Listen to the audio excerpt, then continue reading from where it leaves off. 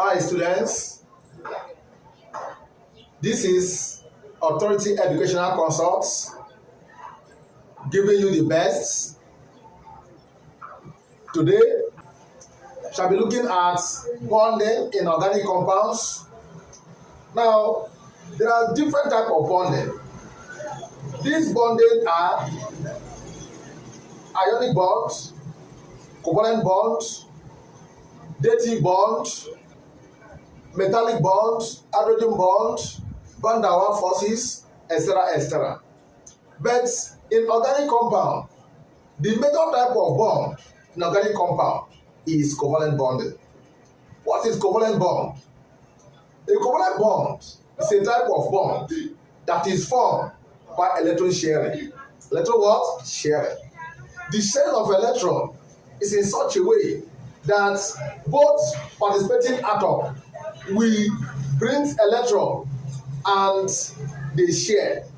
For instance, if we have something like hydrogen, if this is a molecule of hydrogen, and this molecule of hydrogen means two atoms of hydrogen, which means this hydrogen will bring electron, this hydrogen will bring electron, and both of them will share. That gives us this bonding, which is called what? Covalent what? Bonding. Now, we shall be looking at tetravalency of carbon.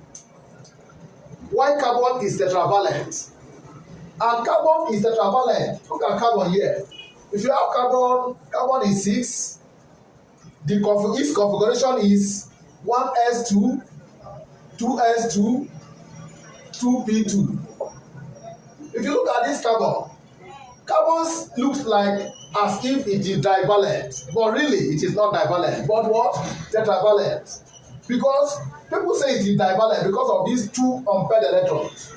Carbon have two unpaired electrons in this ground state, but really carbon will excite.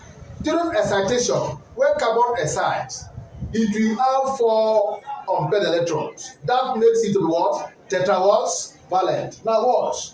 This is ground state configuration. Carbon at what? Ground state. Now the same carbon at ground state will now come to excite. We have 1s2. Remember that this one is inner share, so nothing concerns it with excitation.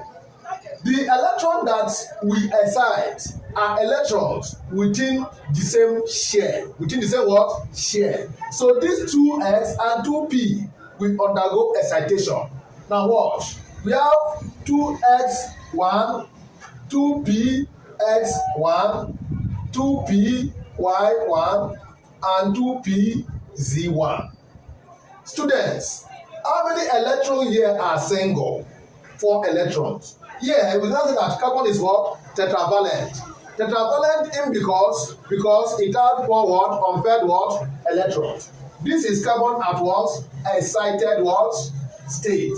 Carbon at what? Excited what? State. This is carbon at what? Ground what? State.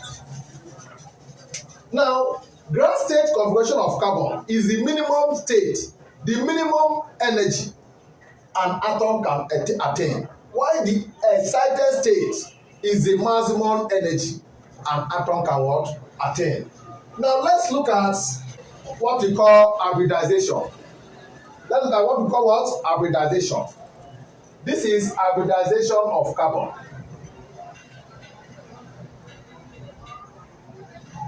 Hybridization. Chorus is hybridization. What is hybridization? Hybridization is defined as the mixing of 2 or more atomic orbitals. What am I saying? I said hybridization is defined as the mixing of 2 or more atomic orbitals to produce an equivalent orbital known as what? Hybrid what? Orbitals. When 2 or more atomic orbitals are mixed, we have what? Hybrid what? Orbitals. So the species of hybridization is known as what? Hybrid what? Orbitals. Now what is an orbital? An orbital is the region with the maximum possibility of locating what? Electrons. Then what are the orbitals?